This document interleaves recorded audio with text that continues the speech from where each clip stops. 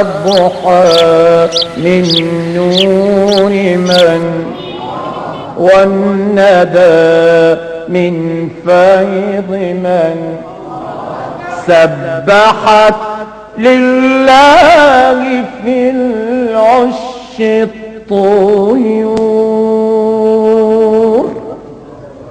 ترسل الأنغام عطرا في الزهور. صباح الجمال، صباح الحب، صباح النشاط حبايبي، وحشتوني جدا من الفيديو اللي فات. اهلا بيكم في فيديو جديد. اللي اول مرة يشوفني انا غادة. النهاردة بقى فيديو مليان حماس ونشاط. هنعمل ايه بقى؟ هنعمل تنظيف عميق لغسالة الاطباق، وهوريكم كل حاجة عنها، ودهون بتتراكم فين، واماكن عمركم ما تتخيلوا ان هي بتكون فيها دهون. وهنعمل كمان غدا لذيذ جدا جدا وتحفة.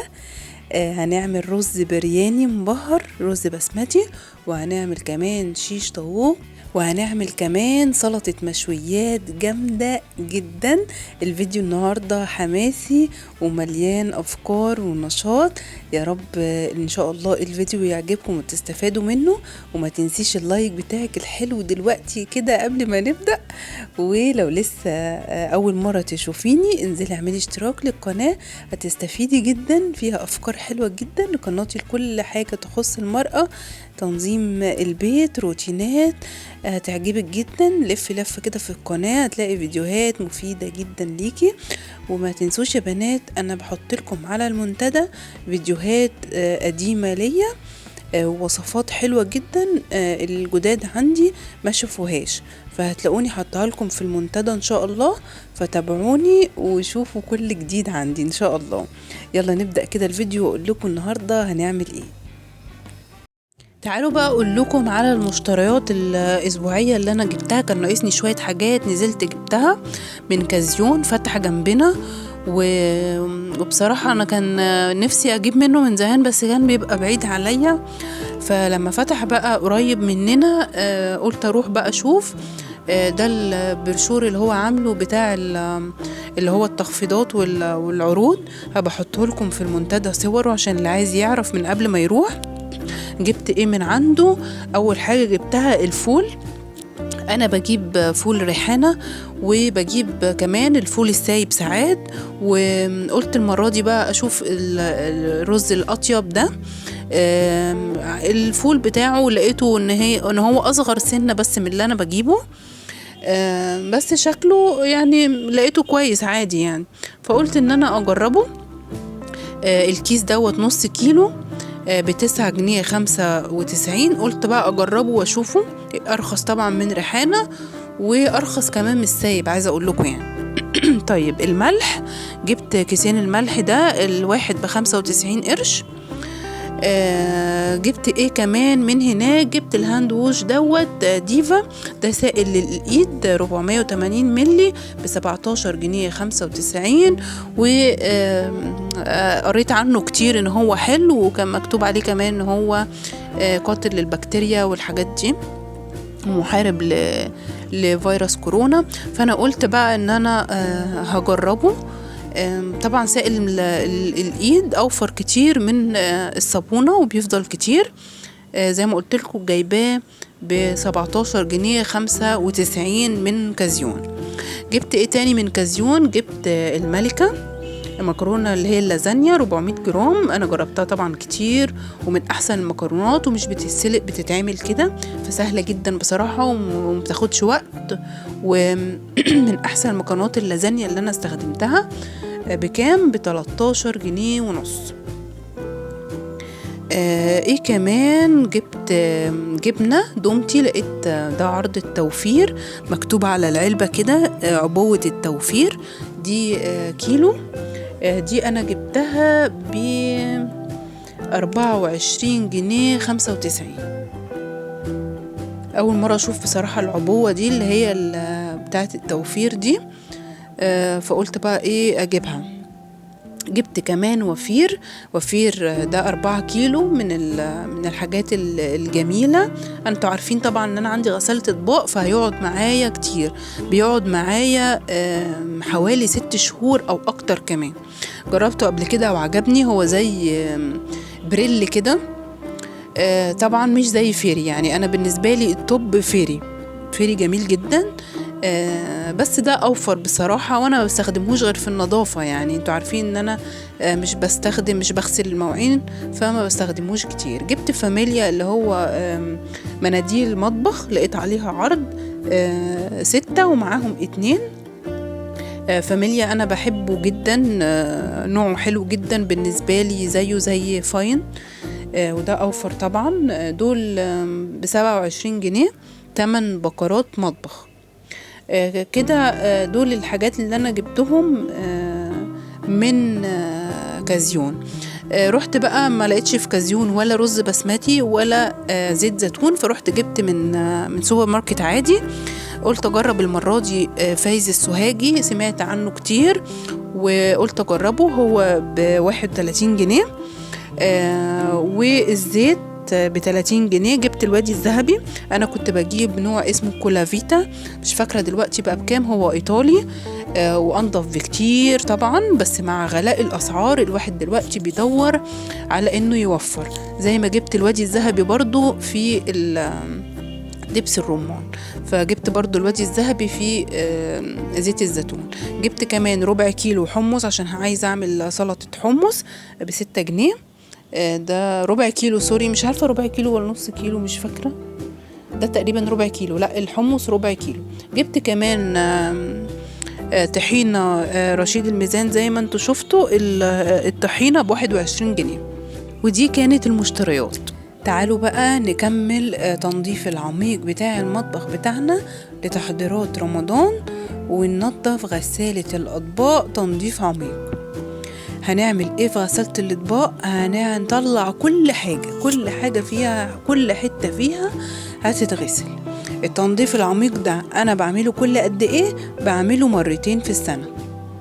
ليه؟ لان انا زي ما انا قلت لكم قبل كده في الروتين الشهري بتاعي، ان انا بختار كل شهر مكان معين بنضفه تنظيف عميق، ولما بتلف السنة كده يبقى كل مكان في الشقة بنضفه تنظيف عميق 2 مرات في السنة. فبالتالي غسالة الأطباق بتتنضف 2 مرات في السنة مع المطبخ. لكن في روتين يومي وفي روتين أسبوعي وفي روتين شهري بيدخل فيه جزء من غسالة الأطباق، هبقول لكم عليه برضو. إنما النهاردة إحنا هنعمل التنظيف العميق اللي بيتعمل 2 مرات في السنة مع المطبخ. غسالة الأطباق زي ما انتوا شايفين. بصوا أنا بوريكم يعني عذرا للمنظر اللي هتشوفوه، بس أنا حابة إن أنا أفيد غيري، لأن في ناس كتير جدا ما تعرفش إن غسالة الأطباق بتتنظف. أنا وريتكم، شايفين الدهون؟ بصوا حرفيا كل حتة في الغسالة فيها دهون، كل حتة. بصوا شايفين؟ مفيش جزء مفيهوش دهون. طبعا اللي عنده غسالة أطباق لو قام شاف دلوقتي الأماكن اللي أنا بقول لكم عليها دي هيتفاجئ. يعني انت لو قمتي دلوقتي وعندك غسالة أطباق وقمتي هتتفاجئي من المنظر. شايفين؟ مفيش حتة حرفيا ما فيهاش دهون، ومش أي دهون. بصوا ده المجرى اللي بتحط عليه الدرج، كل المجرى اللي بتحط فيه الأدراج. بصوا شايفين الدهون؟ ده كله انت مش هتاخدي بالك منه، يعني ده كله انت فاكرة ان الغسالة بتغسل نفسها، لا. شايفين؟ انا يعني ما عملتش بقالي شهر حاجة فيها علشان اوريكم المنظر ده. بصوا ده الدرج اللي فوق بتاع المعالق، عشان بس انا عايزة اوريكم ان مفيش حاجة فيها ما فيهاش دهون. بصوا بقى ده الفلتر، ده بيتنضف كل يومين، يعني 2-3 بالكتير. متأسفة جدا المنظر، بس انا ما عملتوش عشان اوريكم قد ايه بيبقى فيه دهون، وبواقي الاكل كلها بتنزل في الفلتر ده. هو الفلتر بيبقى عبارة عن 3 قطع بالشكل ده، شايفين ده كله بواقي اكل ودهون. هنعمل ايه دلوقتي؟ هجيب المنظف بتاعي، ده زي اللي انا حاطاه في البخاخ كده، بس ده انا مزوده فيه الصابون السائل عشان انا دلوقتي هغسل الغسالة من جوه كويس. طيب ده عبارة عن ايه؟ عبارة عن صابون سائل وفير اللي انا وريته لكم دلوقتي في المشتريات، وخل وبيكربونات الصوديوم. تمام. بصوا بقى همسك الغسالة، يعني مش عايزة اقول لكم اعمل فيها ايه. شايفين الفرشة دي؟ انا وريتكم قبل كده الفرشة الصغيرة بتاعتها اهي، اللي هي دي. جبت منها فرشة كبيرة في مشتريات كده، هبقى اوريها لكم ان شاء الله الفيديو الجاي. الفرشة الكبيرة والفرشة الصغيرة بستخدمهم دلوقتي في كل حاجة. يعني لما لقيت الفرشة الصغيرة جميلة جدا، بصوا جابت لي الفواصل اللي بين بتاعة الباب. بعد كده جبت بقى فوطة نشفتها وحطيت فيها ايه شوية خل عشان امسح بقى كل حاجة. شايفين الحتة دي من الحتت اللي بننساها برضو، دي اللي هي تحت، وانتي بتفتحي الباب كده وبتقفليه هتلاقيها من تحت، هتلاقيكي ناسياها طبعا. يعني دي من الحتت اللي بتتنسي قوي. شفتوا منظرها كان عامل ازاي وبقيت ازاي؟ طلعت كده بقى الأدراج وعملتها بالفرشة. بصوا الفرشة الصغيرة والفرشة الكبيرة، الحتت الضيقة اللي محتاجة فرشة صغيرة بعملها، الحتت الكبيرة بعملها بالفرشة الكبيرة، بتجيب لي مساحة واسعة وجميلة جدا بنفس المنظف. بصوا بقى الفلتر ده يا جماعة زي شاشة كده بس بلاستيك، نخلي بالنا جدا جدا واحنا بننضفه. الفلتر الأبيض ده انا بعمله بالفرشة دي خفيفة، وبعمله بالراحة جدا، لانه لو اتقطع هيعمل لنا مشاكل كبيرة جدا، فليه نعمله بالراحة. دلوقتي فتحت اعمل دورة خل. فتحت الغسالة الاول على الدورة اللي هي 30، اللي هي نص ساعة، اللي هي الدورة القصيرة. واول ما بقى 27 يعني دقيقتين كده 3 بس المية تعمل، رحت حطيت ايه، يعني المية تنزل في الغسالة، رحت حطيت الطبق اللي فيه خل، وحطيت كمان بيكربونات الصوديوم في قعر الغسالة، وحطيت الطبق بتاع الخل كده من تحت، وفتحتها تاني. لما خلصت دلقت بقى المية اللي هو المية بالخل اللي اتكومت في الطبق الأحمر ده، دلقتها في قعر الغسالة، وشغلت دورة تاني 30 برضو اللي هي القصيرة. وكده بوريها لكم بقى بعد ما اتفتحت. بصوا الجمال. انا طبعا عملت دورة الخل، حطيتها في الطبق. ليه ما حطيتهاش ما دلقتهاش في ارضية الغسالة؟ عشان انا عايزة البخار لو دلقتها يعني في الغسالة هتنزل في الصرف، مش هستفاد ابدا بالخل. فانا خليتها في الطبق ده، فضيت ازازة خل وخليتها كده عشان المية السخنة مع الخل، البخار بتاع الخل يطلع ايه في الغسالة كده ينضفها زي ما انتوا شايفين. بصوا بقت زي الفل، ما خليتش حتة فيها ما عملتهاش. وزي ما قلت لكم ده التنظيف العميق اللي انا بعمله مرتين في السنة، وان شاء الله هبقى اقول لكم انا بعمل ايه في الروتينات بقى العادية اللي هي الشهري والاسبوعي واليومي. بصوا ما فيش حتة فيها ما شاء الله اللهم بارك، كلها نظيفة، كل الدهون راحت. الرشاشات دي برضو من الحتت اللي احنا بننساها، انا بعملها بدبوس، يعني ببص فيها كده وبحط دبوس فيها واحدة واحدة كده، لو فيها اي حاجة بطلعها. فكل الحتت دي مش عايزين نغفل عنها. شايفين عملتها من بره ومن جوه، وهتشوفوا تحت الحتة اللي تحت بقت جميلة ازاي. فمش عايزين ننسى موضوع التنظيف الغسالة ده. وان شاء الله الفيديو الجاي او اللي بعده هعمل لكم غسالة الملابس. دلوقتي بقى هنبتدي نعمل الغدا. خدت وقت كبير في الغسالة حوالي 2 ساعة، لان نظفتها كويس جدا وحتة حتة. فدلوقتي هعمل الغدا. هنعمل غدا ايه؟ زي ما قلت لكم هنعمل رز برياني بسمتي، وهنعمل شيش طاووق. فانا الشيش طاووق اهو متبلاه وكنت شايلاه في الفريزر، طلعت الكيس اهوت عشان يفك، وعملت بصل حوالي 6 بصلات، لاني هقطع 3 جوليان كده للرز، وهقطع 3 مكعبات للشيش طاووق. هنا ابتديت بقى ان انا اقطع الخضار بتاعي اللي هحطه مع الشيش طاووق. عندي بقى فلفل اخضر وفلفل الوان، هقطعهم كده مكعبات. شايفين مكعبات عامله ازاي؟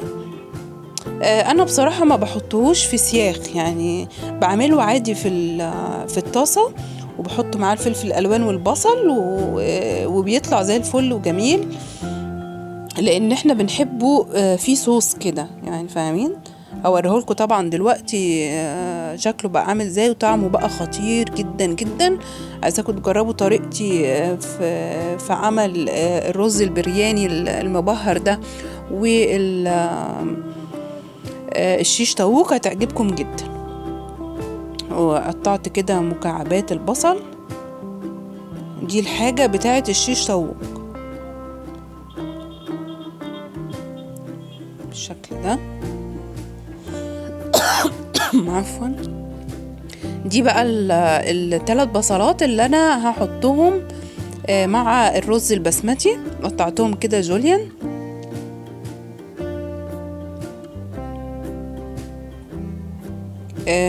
الوجبة دي جميلة جدا يا بنات، وبنحبها قوي قوي قوي، والرز ده طريقته تحفة. جبت هنا الحلة بقى اللي هعمل فيها الرز، حطيت فيها 4 مكعبات كده زبدة. انا هعمل كيس الرز اللي انا وريتهولكوا السوهاجي، هعمل الكيلو كله، لان انا يعني بسيبه لتاني يوم كمان، يعني فاهمين؟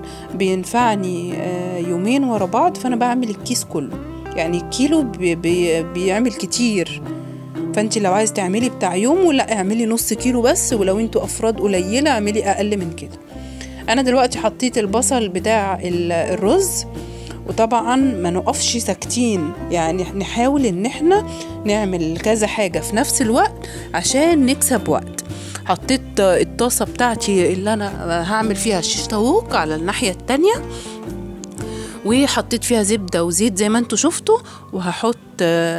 حطيت كده الشيش طاووق على جنبه، وما قلبتوش غير لما ياخد صدمة. بعد كده قلبته.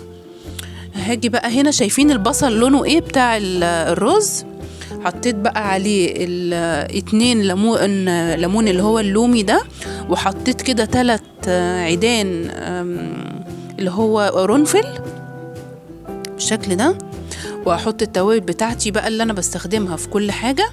انا بالنسبة لي المعلقة الصغيرة دي 2 منها بمعلقة صغيرة، فانا حطيت 4 معالق صغيرة، يعني 2 معلقة من الصغيرين اللي هم بتوع الشاي. وحطيت كمان توابل البرياني بتتباع عند العطار، وحطيت حوالي كده عودين قرفة، بس انا عندي متكسرين كده، فانا بحط بالتقريب، يعني ان هم عودين قرفة، القرفة اللي هي العيدان دي. بعد كده بقى احط الملح بتاعي كده انا يعني بعدين قبل ما بحط الرز بدوق بقى الشوربة بتاعتي، وبشوفها بقى محتاجة ملح ولا لا. هقلبه كده، شايفين لون البصل؟ هحط كده ورق لورا، وهقلب كل ده مع بعضه. بصوا ايديا هنا وهنا عشان اكسب وقت. عملت هنا فرمت 3 طماطميات في الكبة مفرومين كده، ورحت نازلة بقى عليهم، وهقلب كويس، وهغطي بقى الاتنين عشان بقى يستووا. الطماطم هنا خلاص ابتدت تتسبك. هعمل ايه دلوقتي؟ هدوقهم بقى كده عشان اشوف محتاجة ملح ولا لا. هحط بقى الشوربة بتاعتي. نسيت اقول لكم ان انا حطيت جزر من اللي انا بشراه وشايلاه معاكم في الفريزر. حطيت حوالي 3 معالق كده او 4 كبار من الجزر المبشور، وحطيت هنا هو 2 مكعب، وحطيت المية بتاعتي، ولو عندك شوربة يبقى احسن. بس انا ما عنديش شوربه فاستخدمت ايه ميه واتنين مرق. كان عندي شويه صلصه كده في التلاجة فاضلين من اكله، رحت حطيتهم بالمره. اول كده ما الميه تغلي هبتدي ان انا احط الرز بتاعي. الرز ده السوهاجي اللي انا وريته لكم دلوقتي في المشتريات، نقعته حوالي ساعة في مية عادية، وبعد كده شطفته وصفيته كويس جدا.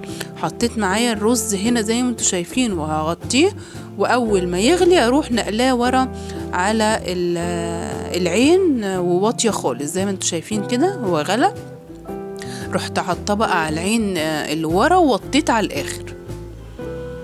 هتابع بقى كده الشيش طاووق، وهبتدي اعمل بقى السلطة الحلوة اللي بعملها جنب المشاوي. نوع سلطة حلو جدا وتحفة. انا حطيت هنا طحينة برضو، دي اللي انا جبتها معاكم في المشتريات. هخففها بمية سخنة علشان اضاعف الكمية، يعني لو حطيتها خام هتبقى الكمية قليلة. هحط حوالي 5 ليمونات. السلطة دي بتحب الليمون جدا، فحطيت 5 ليمونات. بصوا قشر الليمون انا برميهوش، بحطه في غسالة الاطباق بيتغسل كده وبيطلع ريحة حلوة. وحطه كمان مع سائل تنظيف المواعين في العلبة اللي انا باخد منها. هحط هنا زبدتين كبار. انتوا عارفين ان انا بحب استعمل الزبادي البلدي، خصوصا لو من لبان انت واثقة فيه، واحنا عندنا لبان كويس.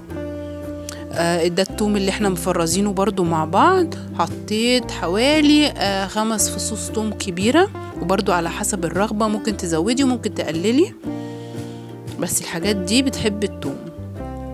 حطيت هنا سماق،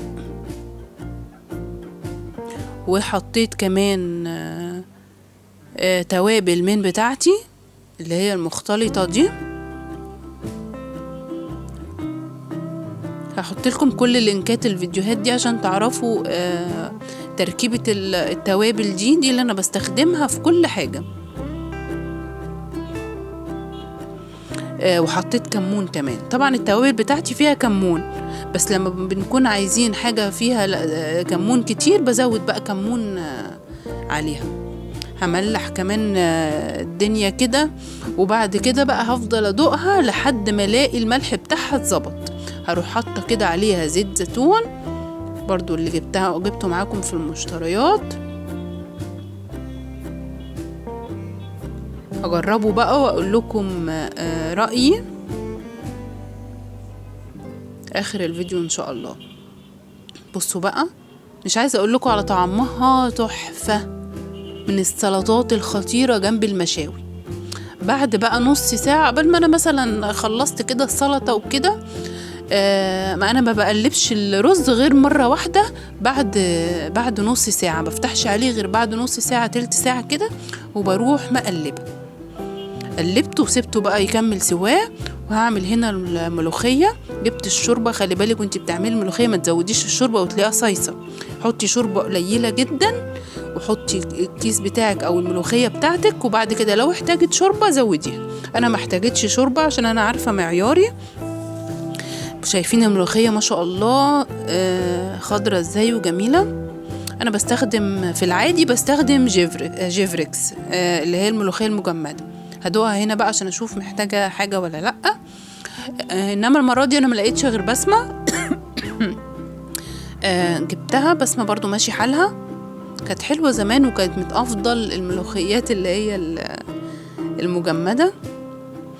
انما دلوقتي في انواع كتير احسن منها. ما لقيتش بقى قدامي غير الطاسه بتاعت الكريب اللي انا بعمل فيها الكريب اللي عملته معاكم قبل كده، فيها الفطاير الخضروات دي. رحت بقى حطيت فيها، قلت اعمل فيها التومه. عملت بقى التوم كده، حطيت توم. انا بحب التوم يكون كتير، يعني التقليه بتاعت الملوخيه تكون كتير. شايفين لونها؟ وبعد كده حطيت كزبره زي ما انتوا شفتوا. شايفين لونها ذهبي ازاي؟ هو ده اللون بتاع الطشه، ذهبي، لا محروق قوي ولا ابيض. هروح حاطه كده الطشه بالطريقه دي. مش عايزه اقول لكم طبعا على الريحه والجمال، تحفة. وده بقى كان شكل الغدا بتاعنا، جميل جدا يا بنات، وطعمه تحفة تحفة تحفة. عايزاكم تجربوا الطريقة دي وتجربوا الرز ده، مش هتبصوا هتعملوه على طول. الملوخية بقى جميلة، والسلطة دي تحفة تحفة جنب المشاوي، جنب اي حاجة، جنب فراخ، ممكن تعمليها جنب اي حاجة، بتتاكل بالعيش، بتتاكل بتحطي منها على الرز، بتبقى تحفة قوي. بصوا بقى الرز مفلفل وجميل، وبقى الجزر وكل حاجة فيه طعمها تحفة وجميل جدا. يا رب يكون فيديو النهاردة عجبكم واستفدتوا منه، وما تنسيش اللايك الحلو بتاعك واشتراكي في القناة لو لسه ما اشتركتيش، وقولولي لو جربتوا الوصفة، قولولي رأيكم فيها ايه، وكمان لو عايزين اي حاجة قولولي عليها في التعليقات، وانا ان شاء الله اعملها لكم في الفيديوهات الجاية. ويا رب اشوفكم دايما على الف خير، واشوفكم في فيديو جديد بإذن الله.